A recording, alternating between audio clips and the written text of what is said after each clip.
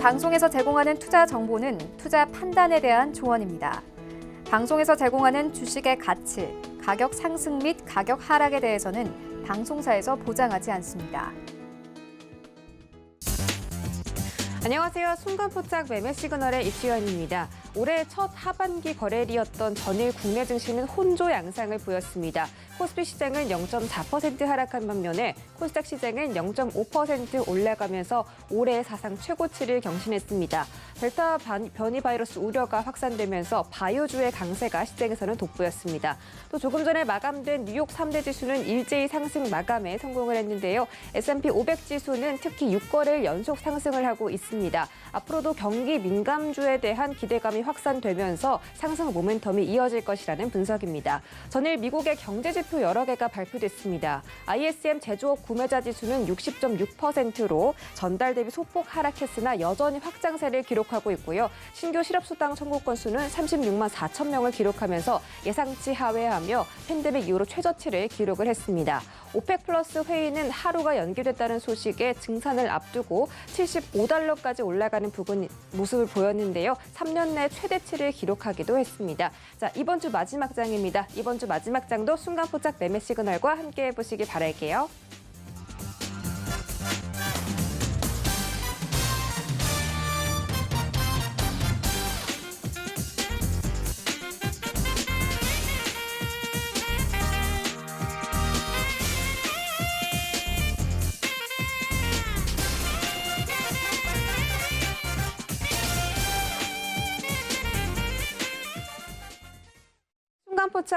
금요일 순간포착 매매 시그널도 출발해 보도록 하겠습니다. 유튜브 검색창에 서울경제TV라고 검색을 하고 들어오시면 활발하게 소통 이뤄지고 있으니까요. 많은 참여 부탁드리도록 하겠습니다.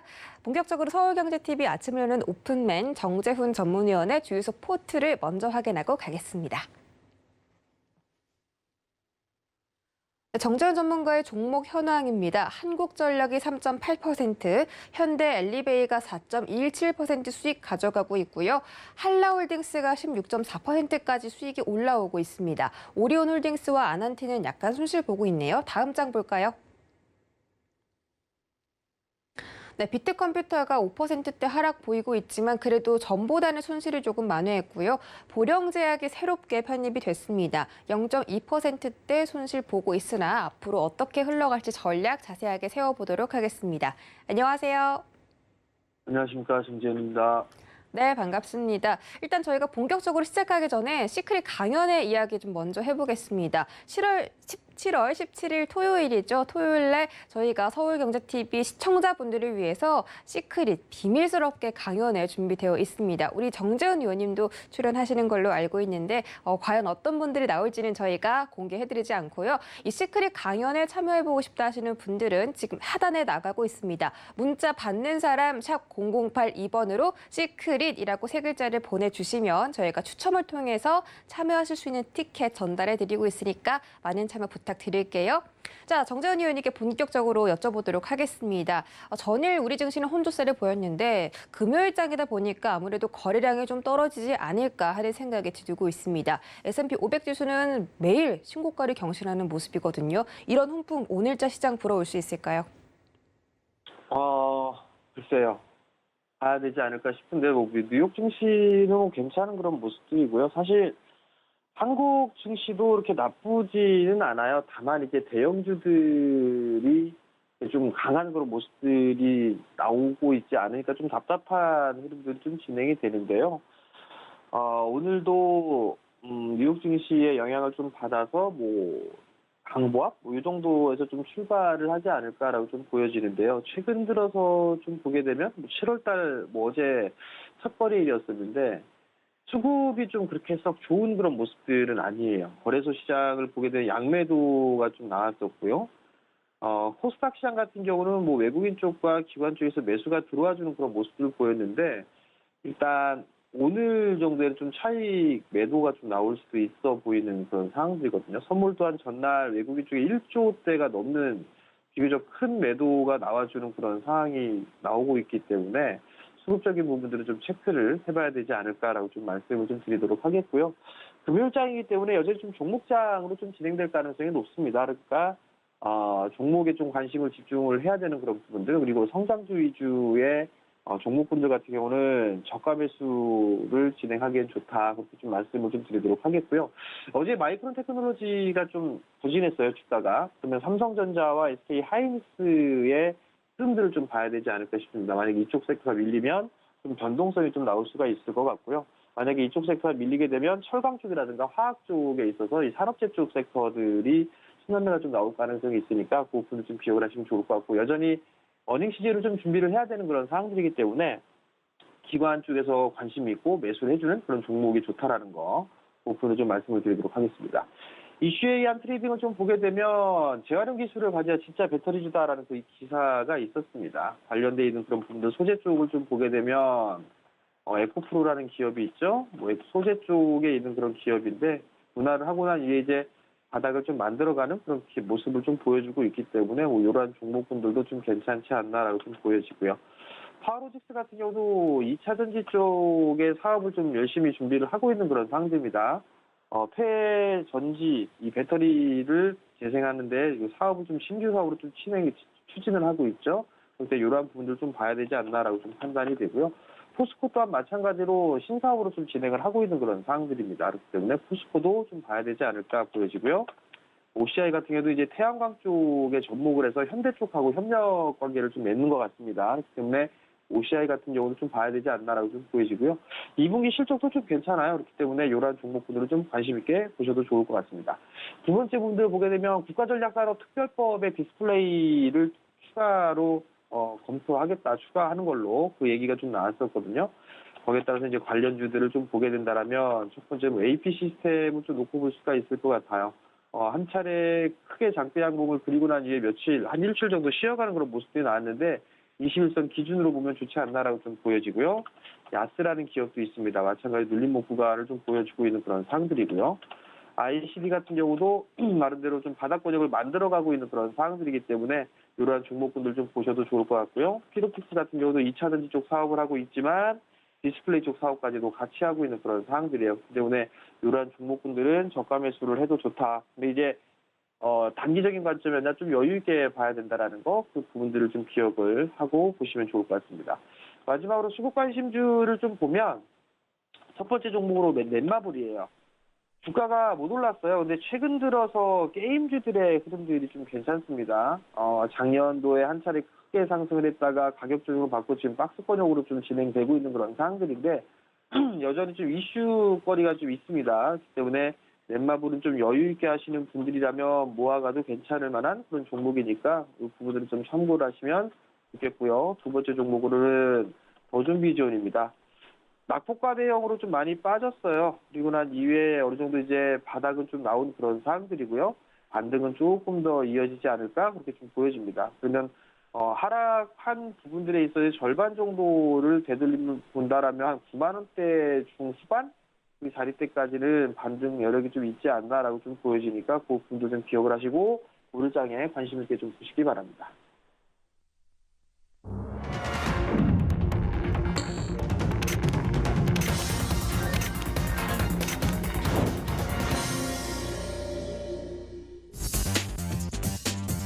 네, 7월 2일 금요일장 개장했습니다. 전일 국내 증시에서는 원달러 환율이 0.6% 급등하며 1,133원 10전에서 마무리 지었습니다. 이런 부분 때문에 외국인들이 수급적으로 좀 부족한 모습을 보였는데요. 거대 매도세가 나오면서 코스피 시장은 흔들렸습니다. 하지만 코스닥 시장에서는 제약바이오 업종들과 은행 업종들 그리고 문화와 오락 업종들이 강세를 보이면서 코스닥은 0.5% 상승하며 외국인과 기관이 이틀 연속 동반 매수 세를 보였습니다. 이런 부분들 오늘자 시장에서는 어떻게 흘러갈지 체크를 해보시고 정재훈 의원님 말씀처럼 개별 장세가 이어질 것으로 보입니다. 또 자세한 전망들은 지금부터 확인해 보도록 하겠습니다. 네, 먼저 코스피 시가총액 상위 종목 1위부터 5위까지입니다.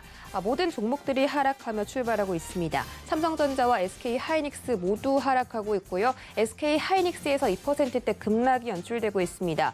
SK이노베이션이 2차 전지 사업의 분할과 기업 공개를 처음으로 공식화하면서 전일 8% 급락이 연출됐는데요. 이에 따라 SK하이닉스도 영향을 받으면서 오늘도 조정세가 이어지고 있는 것으로 보입니다. 카카오와 네이버는 전일 1%대 하락을 보였고 오늘도 모두 하락세를 이어가고 있습니다. 카카오는 15만 8,500원, 네이버는 41만 1,000원 유지해주고 있습니다. 다음 장 보시죠.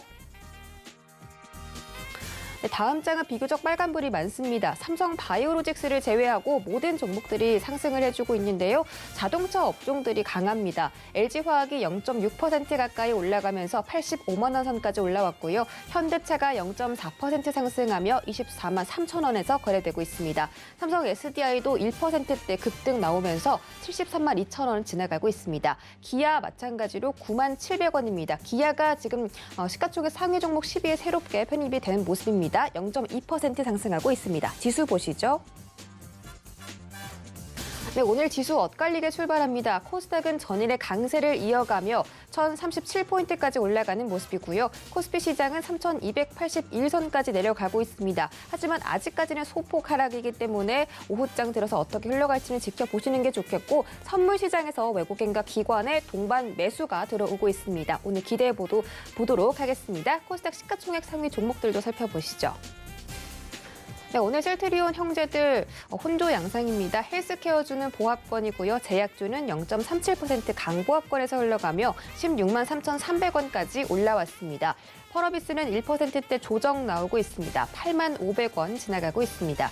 에코프로비엠은 21만 5,900원에서 거래되고 있습니다. 시즌에서는 델타와 델타 플러스 등 6개의 변이 바이러스를 찾아내는 진단 시약을 출시했다는 소식에 전거래일에 이어서 오늘도 강세 보이고 있습니다. 1% 넘게 올라가면서 8만 6,400원에서 주가 형성되는 모습입니다. 다음 장 보시죠. 다음 장 알테오젠과 SK머티리얼즈 약보합권 제외하고 모든 종목들이 상승을 하고 있습니다. 펄어비스와는 반대로 카카오게임즈에서 2%대 넘는 급등세가 포착이 되고 있습니다. 현재 가격은 58,800원에서 거래되고 있고요. CJ ENM은 0.5%가량 상승하며 18만 3,900원에서 거래되고 있습니다. HLB도 0.7% 오르며 3만 3,300원에서 거래되고 있습니다.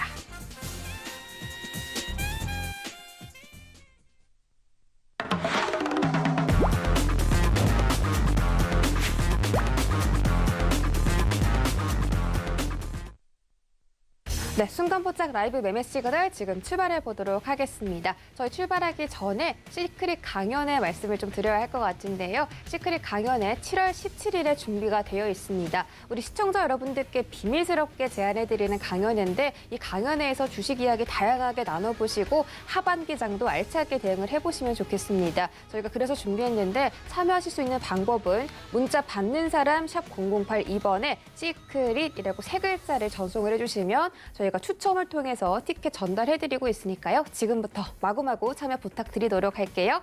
그럼 저희 첫 번째 주자 박원재 전문위원 만나보기 전에 주유소 포트 먼저 확인하시죠. 네, 박원재 전문가의 주유소 포트 현황입니다. 대부분의 종목들이 수익 보고 있고요. 수익이 크게 나고 있습니다. 현대 형제들이 강세 보이고 있네요. 현대제철이 11%, 현대글로비스가 10% 가까이 수익 달성하고 있습니다. 다음 장 볼까요? 네, 다음 장 종목들 혼조입니다. 세아제강이 1.3%대 수익 달성하고 있지만 한국토지신탁과 KB금융 등 최근에 편입된 종목들이 약간 손실 보고 있는데요. 전략 자세하게 세워보도록 할게요. 네, 위원님 안녕하세요. 네, 안녕하세요. 박원재입니다. 네, 반갑습니다. 이번 주 마지막 장인데요. 좀 힘있게 출발해주면 좋겠는데 코스피가 아직까지는 조금 더 지지부진한 모습이고요. 개인들만이 지금 시장에서는 들어오고 있습니다. 다행인 것은 외국인의 매도세가 좀 많이 줄어들었다는 점인데 오늘자 개장 상황 짧게 짚어주시고요. 종목별로 매매 시그널까지 챙겨주시죠. 네, 최근 시장을 보면은 완만하게 상승을 합니다. 지수는 사상 최고치를 경신한다는 얘기가 해외에서 들려오고 있고요. 국내 시장도 고가권에서 전혀 밀리질 않습니다. 특히나 코스닥 같은 경우는 이게 20년 10개월 만에 1000포인트를 넘어서서 안착하고 있는 지수 흐름으로 보면 나무랄 데가 없는 시장입니다. 하나의 특이점은 보통 이렇게 사상 최고치를 경신한다 할지 이렇게 되면 시장이 굉장히 과열된 기미가 있어야 되는데 그렇지는 않습니다. 지수는 올라가는데 의외로 시장은 차분하다. 그 차분한 이유는 시장이 올라가는 만큼 따라가기가 좀 어려운 그 구조 때문에 그렇습니다. 그 구조가 나오는 거는 순환매가 빨라서 그래요. 뚜렷하게 어떤 업종이나 섹터가 주도하는 게 아니라 돌아가면서 가니까 기다리면 순서는 옵니다만 쫓아다니면은 그 쫓음을 다 따라잡기가 쉽지가 않습니다. 늘상 말씀드리지만은 지수를 쫓기보다는 자기 순서를 기다리는 게 유리한 장이고 자기 순서를 기다리면은 순서가 옵니다.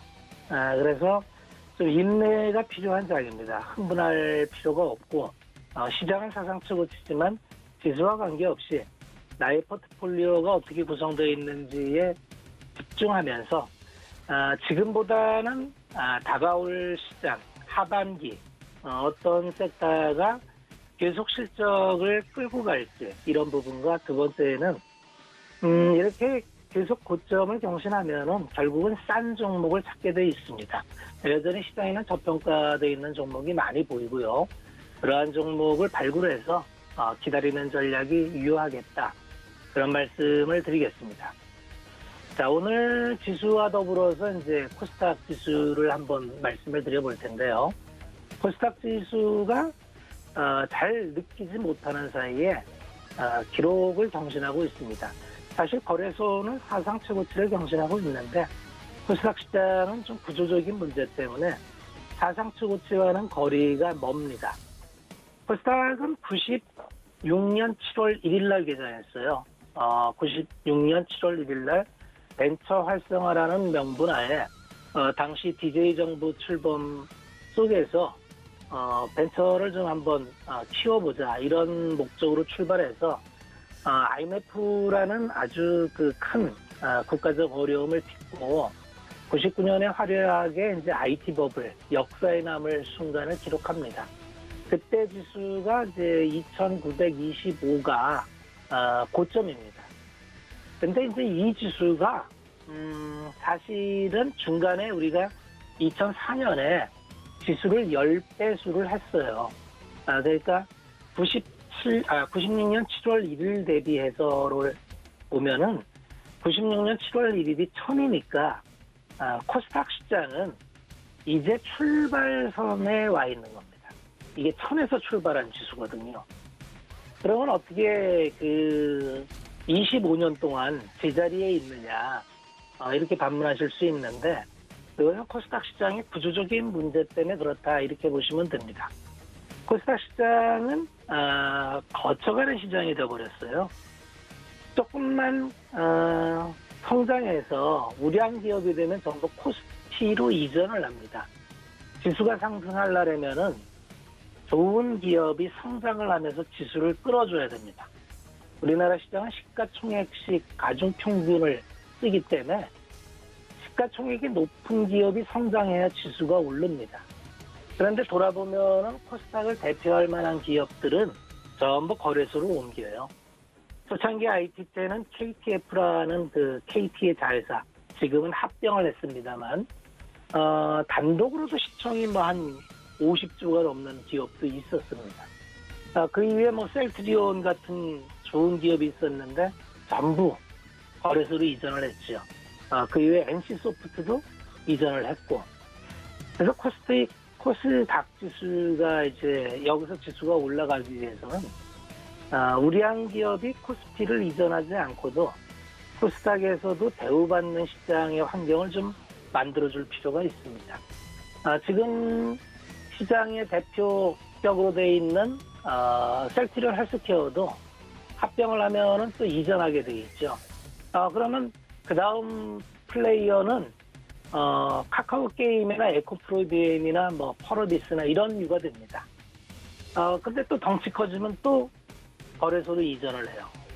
그래서 코스닥 지수가 지수로서의 어떤 벤치마크 역할을 지금 못하는 상태이기 때문에 이러한 부분은 좀 정책하시는 분께서 좀 투자자의 마음을 헤아려서 코스닥 시장이 좀 제대로 성장 기업을 양성할 수 있는 그런 시장으로 좀 만들어줬으면 하는 바람을 가져봅니다. 자, 우리가 이제 다음에 살펴볼 섹터는 이제 건설 쪽을 한번 살펴보겠습니다. 최근 건설주 쪽을 보면은 뭐 가장 편안한 섹터, 이렇게 말할 수 있을 것 같아요. 작년 11월 달에 이제 정부에서 공교부 장관을 교체를 할 때 아마 시장의 기조가 수요 억제에서 공급 중심으로 바뀔 것 같다. 그렇다면 건설주를 봐야 된다. 라고 한 지가 이제 반년이 넘었습니다. 그 반년 사이에 이제 건설 주식은, 건설 지수는 아주 양호한 흐름을 보였습니다. 섹터별 움직임을 보면은 건설 지수가 이때 보면은 작년 11월 달이 이때쯤이었죠. 아주 바닥이었습니다.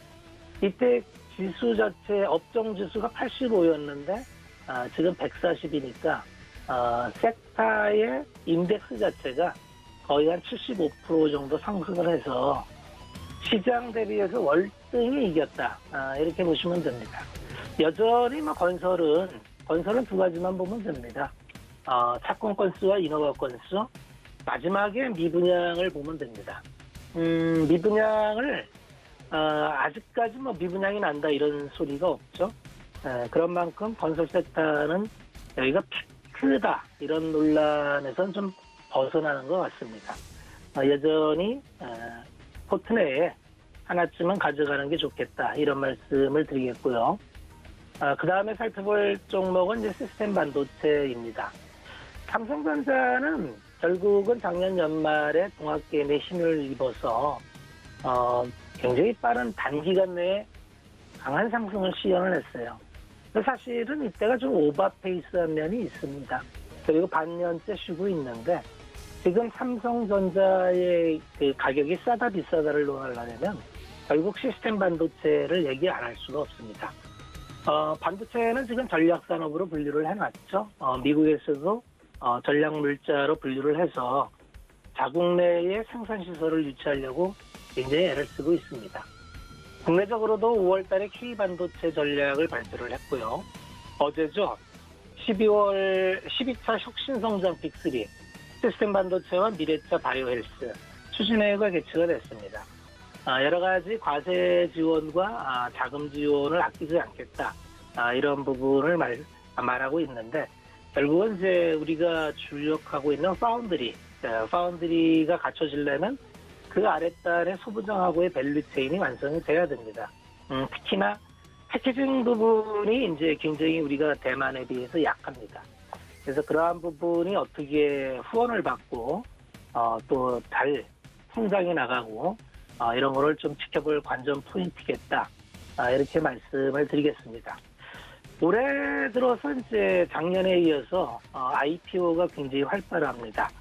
대여급이 굉장히 많이 들어오는데 조만간 게임주 흐름이 좋은 가운데 크래프톤이라는 기업이 들어옵니다. 공모가를 근데 조정을 했어요.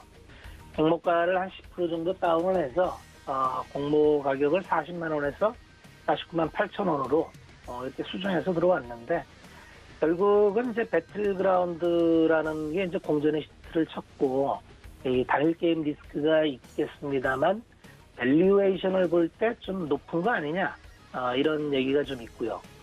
두 번째는 이제 해외 매출 부분이 커요. 해외 매출이 94% 이상으로 큰데 결국 중국 시장에 대한 노이즈를 벗어나지 못하고 있죠. 중국 시장에 로열티를 받는 거 아니냐 이런 소문이 있었는데 아니다 이렇게 부인을 했었죠.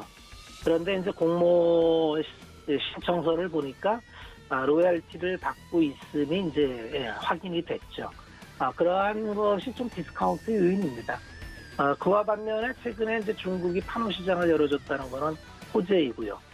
호재와 악재 중에서 어떤 게 더 우월한지 살펴보면서 투자하시면 좀 관전 포인트가 되지 않겠나 이렇게 말씀을 드리면서 오늘은 여기까지 말씀을 드리겠습니다.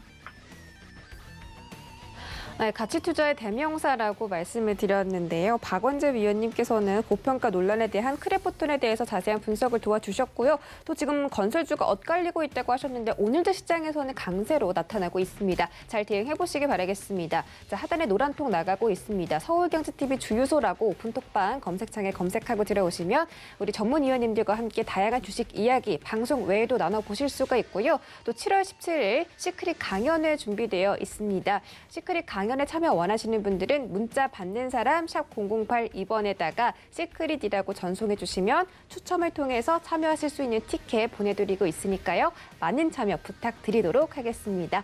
저희 다음 주자로는 김범준 전문위원 만나보기 전에 주유소 포트 먼저 확인할게요.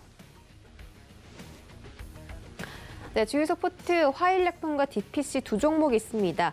두 종목 모두 편입된 지 얼마 안 됐기 때문에 아직까지는 움직임이 거의 없는 것으로 보이는데요. 자세한 전략 지금부터 들어보도록 하겠습니다.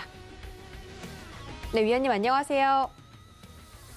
네, 안녕하세요. 네, 반갑습니다. 자, 코스피 시장이 오늘 하락 출발을 했는데 지금은 외국인들의 매수세가 갑자기 들어오면서 0.2%대 강세로 다시 올라가는 모습입니다. 금요일 마지막 장이기 때문에 좀 기분 좋게 마무리할 수 있지 않을까 싶은데요. 오늘자 시장부터 그리고 종목별로 4종목까지 시그널 함께 챙겨주시죠. 네, 일단은 종목을 좀 살펴볼 건데요. 하츠라는 종목부터 살펴보겠습니다.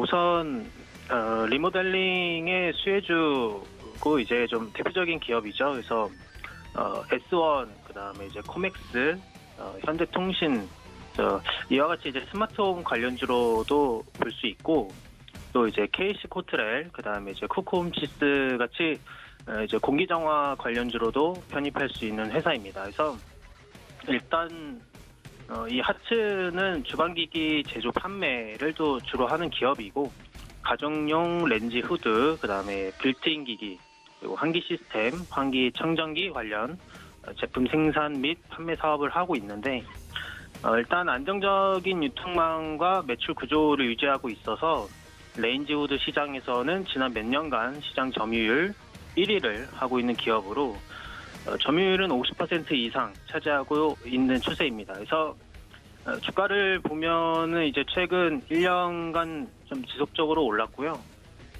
1년 전 가격 대비 한 100% 정도 상승한 상태인데 저번 달 중순에는 이제 최고가를 경신하는 모습을 또 볼 수 있겠네요. 그래서 일단 이거는 좀 건설주와 좀 밀접한 상생 관계로 봐야 하는데 공공임대주택, 그다음에 이제 재건축, 그다음에 재개발에 맞춰서 새롭게 들어가는 이제 내장재나 후드 또는 이제 빌트인 시스템 또한 이게 좀 꼭 설치를 해야 되는 부분이라서 또 리모델링 수요에 또 폭발적인 증가세도 무시를 못하는데 전국적으로 아무래도 이제 집값이 좀 폭등을 하면서 서울을 중심으로 이제 뭐 30대, 뭐 40대 패닉바잉은 이미 유명해진 사회 현상을 이제 아실 텐데 여력이 되면 일단 집을 사고 봐야 된다라는 이제 의식이 좀 생기는 거죠. 그래서 하지만 그래도 새 아파트 분양은 좀 하늘의 별 따기고 신축은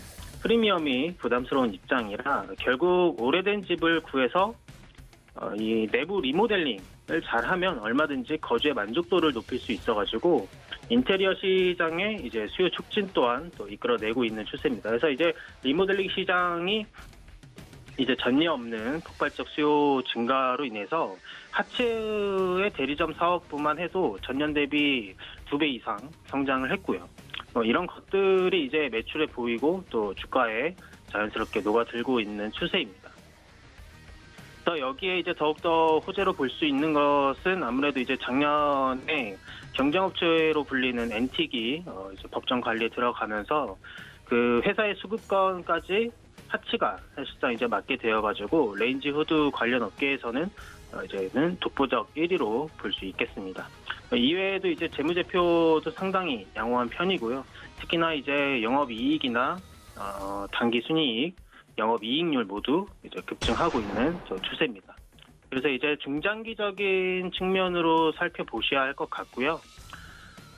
아무래도 지금 당장 이 기업의 성장성을 얘기한다면 성장성만큼은 일단은 확실하다라고 볼 수 있겠습니다. 그래서 종합적으로는 매수를 하신다면은 그래도 좀 한 12,000원 정도 선에서 매수 의견을 드리면서 다음 종목을 한번 살펴보겠습니다. 다음 종목은 이제 아미노로직스인데요. 일단은 이 종목 같은 경우는 사실 딱히 이렇게 말씀드릴 내용은 별로 없는데 일단 먼저 주가를 보시면 이제 4월 초부터 이제 서서히 오르던 주가가 5월에 급격한 상승을 보였는데 이제 그 mRNA 백신의 국내 단기 생산 소식과 아미노산 자동화 기술을 확보했다는 사실이 부각되면서 주가가 꽤 올라갔습니다.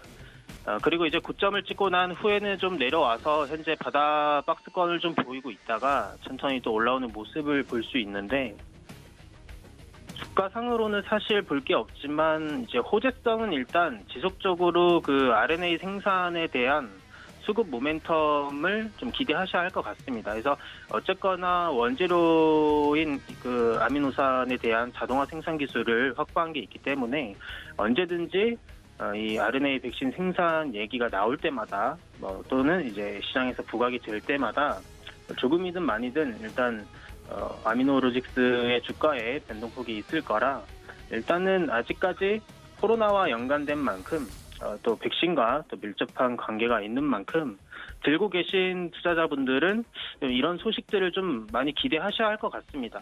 그래서 일단 그래도 저라면은 매수보다는 우선 관망을 하면서 이슈랑 이제 수급이 좀 붙을 때 그때는 이제 좀 단기적인 측면에서만 매수를 하고 대응을 할 것 같다라는 의견 드리면서 세 번째 종목을 좀 보겠습니다.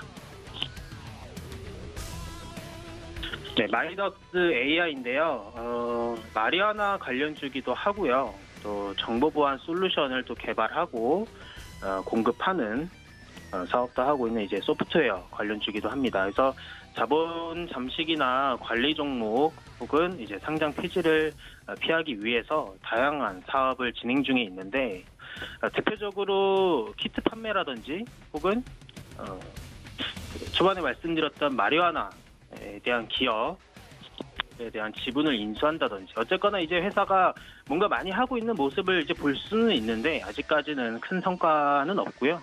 그래도 이제 마리화나 섹터로 수급이 몰리면 또 가는 모습을 꾸준히 볼 수 있어가지고 그런 좀 이벤트성 수급이 아닌 이상은 사실 매수할 이유는 좀 별로 없습니다. 사실 좀 메리트가 없죠. 그래서 며칠 전에는 이제 삼자 배정을 한다는 유상증자에 대한 소식도 있었고 또 어제는 마리화나 테마가 강세였는데 역시나 이제 대장주답게 장중에 29.7% 상승하는 힘을 또 보여줬습니다. 물론 이제 종가까지는 유지를 못했지만 이렇게 테마로 수급이 몰리는 거 아닌 이상은 사실 큰 의미는 없다고 보고요. 어쨌거나 현재 관리 중이기도 하고요. 위험한 종목이기도 하지만 또 테마도 강한 종목이고 일단 저라면 매수는 절대 안 하고요. 쳐다도 안 보겠지만 또 이제 관심 있으신 분들이 있으시니까 매수를 하신다면 이런 이벤트성 수급, 테마성으로 몰릴 때 반드시 매도를 하시고 길게 가져가실 필요는 없을 것 같고요. 항상 좀 단기적으로 대응을 좀 하셔야 될 것 같다는 의견을 좀 드리겠습니다. 이제 마지막 종목인데 이게 SM CNC입니다. 그래서 5월 말부터 사실상 이제 급등하고 있는 모습을 좀 볼 수 있는데 보시면 아시겠지만 카카오가 이제 SM엔터 지분 인수한다는 소식으로 관련주들이 일제히 상승을 했습니다. 그러다가 이제 거래량이 줄면서 또 잠잠해졌는데 이제 며칠 전이죠. 6월 말부터 또 급등하는 모습을 또 볼 수 있습니다. 그래서 29일, 30일에는 거래량이 꽤 늘었다가 어제 같은 경우는 확 줄인 거래량을 또 확인할 수 있는데 이거는 좀 자연스러운 현상인 것 같습니다. 그래서 아직까지도 추세가 꺾였다라고 얘기할 수는 없겠고요. 재료도 살아 있어가지고 추가적인 상승 여력은 여전히 있다라고 볼 수가 있고요. 또 이제 이수만 대표가 이제 그 SM 콩그레스 2021에서 또 새로운 먹거리로 이제 메타버스를 또 언급을 했는데 역시 메타버스가 아무래도 기업 입장에서는 사실 꽤 괜찮은 이제 장르거든요. 그래서 이제 새로운 혼합 영상 콘텐츠 장르인 이제 카우만을 선보이겠다라고 이제 또 얘기를 했는데 이 카우만이라는 게 이제 만화의 C, 그다음에 애니메이션의 A, 웹툰의 W, 그다음에 모션 그래픽의 M, 그다음에 아바타의 A, 소설의 N을 조합한 이제 단어인데 SM이 이제 SM CNC, 키스트, 그다음에 이제 SM 라이프 디자인 그룹, 그다음에 이제 디어유, 그리고 이제 미스틱 스토리 등 이제 드라마, 예능, 뉴미디어 계열사를 이제 통합해서 관리하는 자회사를 또 설립하는 그런 모습을 또 볼 수 있는데, 이게 이제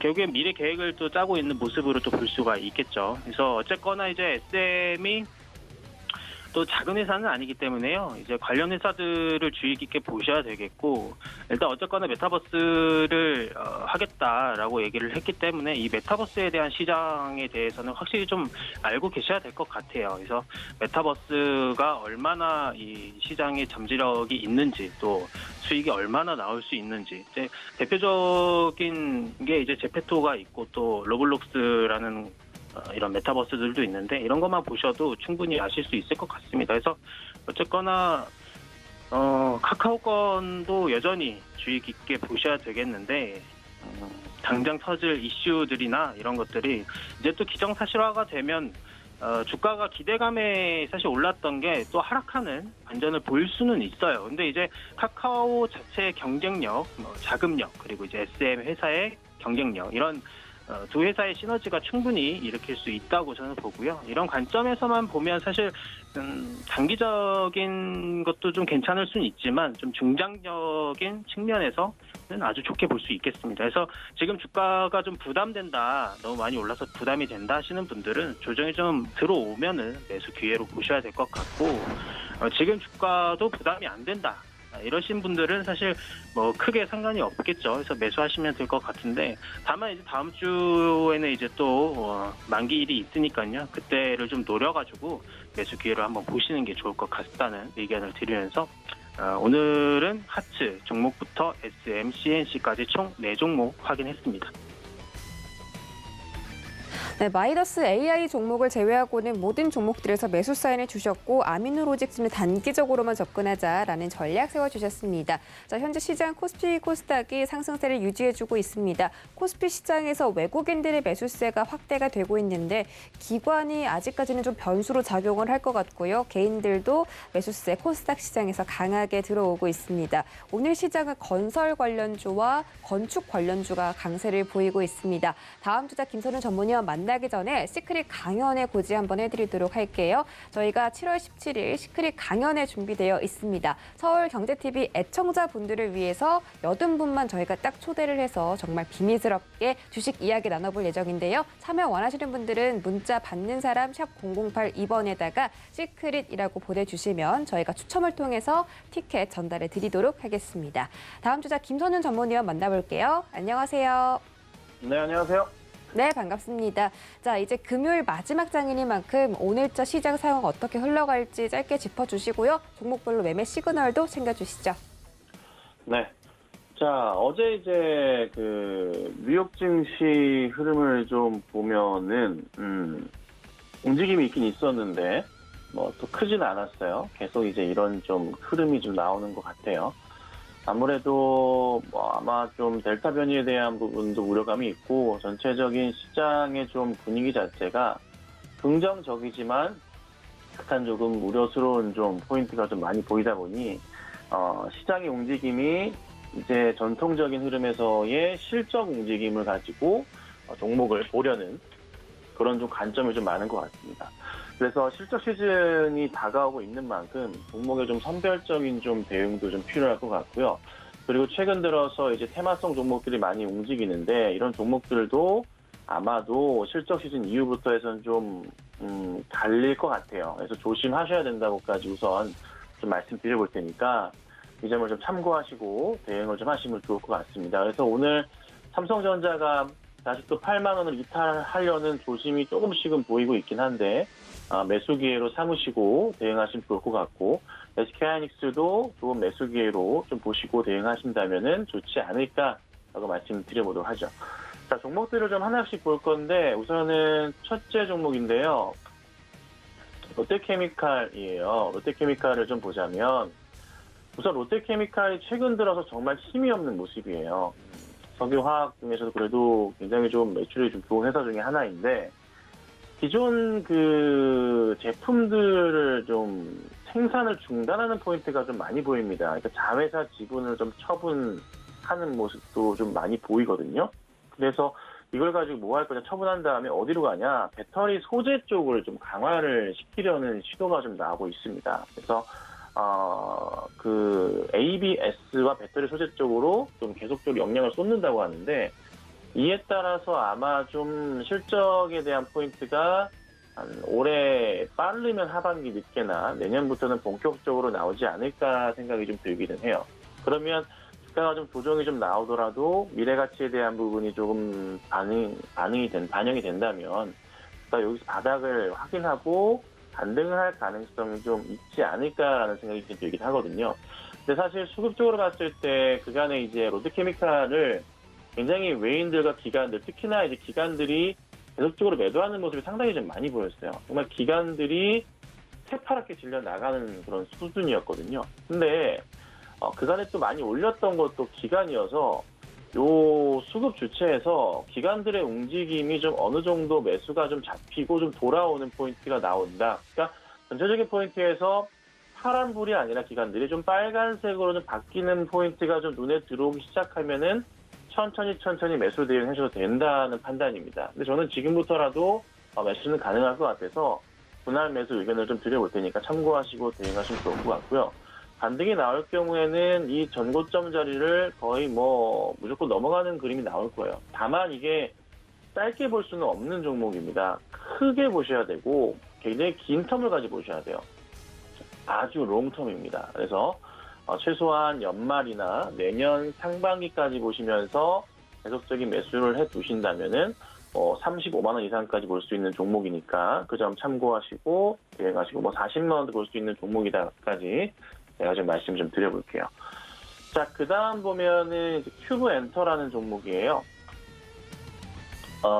그 아이돌 그룹 중에 아이돌 이름이 여자 아이들이라는 뭐 그룹도 있고 뭐 몇몇 그룹들이 좀 있는데 최근에 계속적으로 좀 상승을 주고 있어요. 이게 또 액면 병합을 하면서 100원이었던 액면가를 500원으로 병합을 좀 하면서 빅수 좀 줄이면서 또 오늘 좀 좋은 모습을 좀 보이고 있습니다. 이게 또 오늘 밀리는 게 좀 그간에 좀 뭐 3월 말, 4월, 5월, 6월에 보여줬던 이 윗꼬리 흐름들이 나오다 보니 급등하면은 좀 팔려는 시도들이 좀 많이 나오고 있어요. 근데 이제 주가는 그래도 우상향하는 모습을 좀 보이는데 최근에 엔터주들의 흐름을 보면은 이게 정말 실적이 좀 많이 바뀌고 돌아오고 이전과는 다르다는 거. 뭐 대표적인 종목 하이브도 그러하고 또 SN 같은 경우는 요즘 난리였죠. SN 같은 경우가 현재 이런 상황들. 뭐 YG엔터 같은 경우에도 굉장히 좋은 흐름을 좀 보이고 있는 상황이에요. 그러니까 전체적으로 엔터주들이 강세장 연출이 좀 되면서 많은 수급들이 몰리고 있는 게 사실입니다. 자, 근데 여기서 또 재밌게 보셔야 될 게 큐브엔터의 최대 주주를 한번 주목해보자라는 겁니다. 큐브엔터 최대 주주는 VTGMP라는 회사예요. VTGMP라는 회사인데 화장품 관련입니다. 근데 요즘에 또 이 VTGMP가 바닥을 좀 확인하면서 다시 반등 시도를 좀 하고 있는데 최근에 좀 차트가 좀 바뀌었어요. 계속적인 이 횡보 흐름에서 큰 횡보였죠. 이게 좀 돌아세우면서 등락을 거듭하지만 우상향하는 모습이 좀 나오고 있거든요. 현재 자리도 굉장히 좋고 VTGMP의 실적을 보면은 정말 놀라울 정도의 성장을 보일 가능성이 높지 않나 생각이 좀 들기도 합니다. 네, 그래서 올해 1분기가 444억 매출액이 61억이 영업이익인데 작년 영업이익 이미 넘어섰어요. 그렇죠? 매출액도 벌써 절반 가까이 했습니다. 그러니까 올해가 아마 사상 최대 실적을 보일 가능성이 높습니다. 엄청난 실적이 나올 것 같아요. 순이익은 1분기 94억입니다. 정말 많이 나올 겁니다.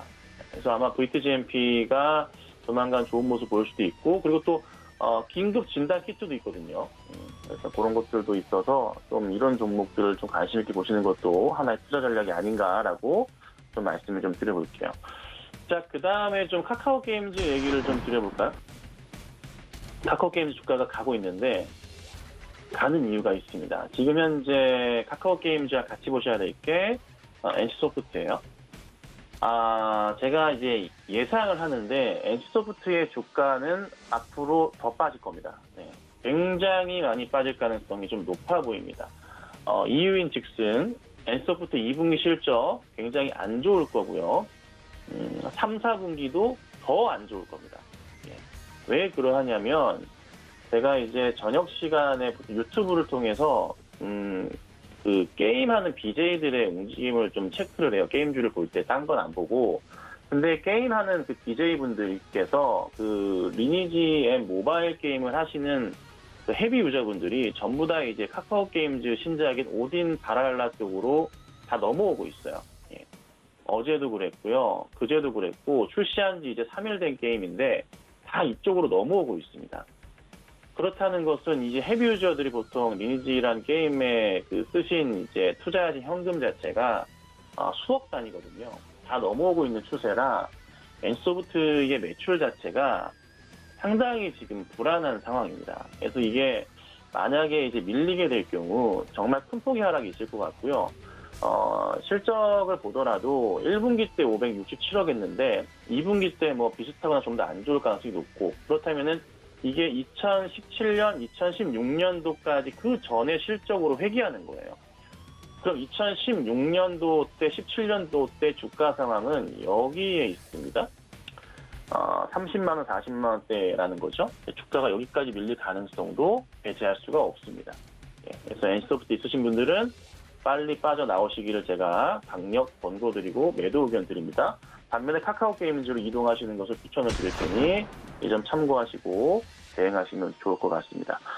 자, 그 다음에 시즌인데요. 자, 델타 변이가 지금 확산세에서 국내에서 수도권 중심으로 해가지고 감염자가 폭증하고 있는 상황입니다. 그래서 가능한 한 좀 마스크 잘 쓰고 다니시기를 제가 좀 간곡히 좀 부탁 좀 드리는데, 정말 확산세가 너무 빨라요. 그래서 시즌도 또 관련주들도 좀 움직임 자체가 좀 나올 수 있을 것 같아요. 그래서 쉽게 뭐 관련 종목이 빠질 것 같지는 않고, 바이오주들과 진단키트 관련주들의 움직임을 주목해 볼 필요는 있다. 그래서 시즌 같은 경우는 조정시 매수 의견을 드려볼 테니까 참고하시고 매매하시면 될 것 같습니다. 그래서 오늘 시장 대체로 코스피 중심으로의 시장이에요. 크진 않은 시장이지만 그래도 상승 추세를 좀 이어가는 시장이니까 즐거운 마음으로 시장 대응하시고, 내용주도 밀리더라도 걱정 마시고 조만간 반등이 있을 테니 실적 확인하시면서 기다리시면 될 것 같습니다.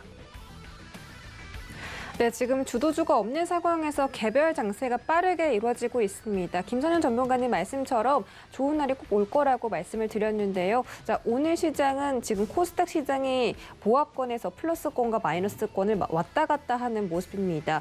지금 상반기에 많이 힘들었는데 우리 투자자분들이 많이 힘들수록 이제 힘들 때가 끝났다라고 생각을 하시고 오늘장까지 화이팅 해보시길 바라겠습니다. 참고로 본 방송에서 제공해드렸던 정보는 투자 판단에 대한 조언일 뿐 해당 주식의 가치나 수익률을 보장하진 않습니다. 또 서울경제TV 전문위원들을 사칭한 1:1 유사 수신행위가 성행하고 있으니 이 점까지 유의하시기 바랄게요. 행복한 주말 보내시고요. 오늘도 성공 투자하시기 바라겠습니다. 시청해주신 여러분 고맙습니다.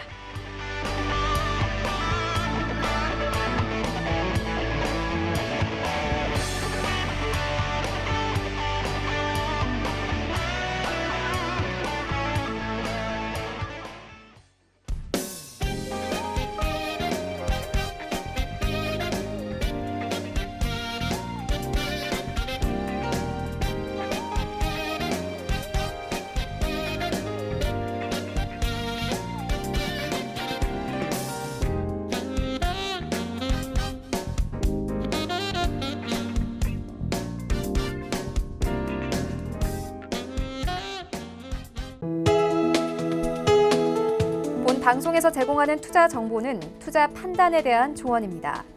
방송에서 제공하는 주식의 가치, 가격 상승 및 가격 하락에 대해서는 방송사에서 보장하지 않습니다.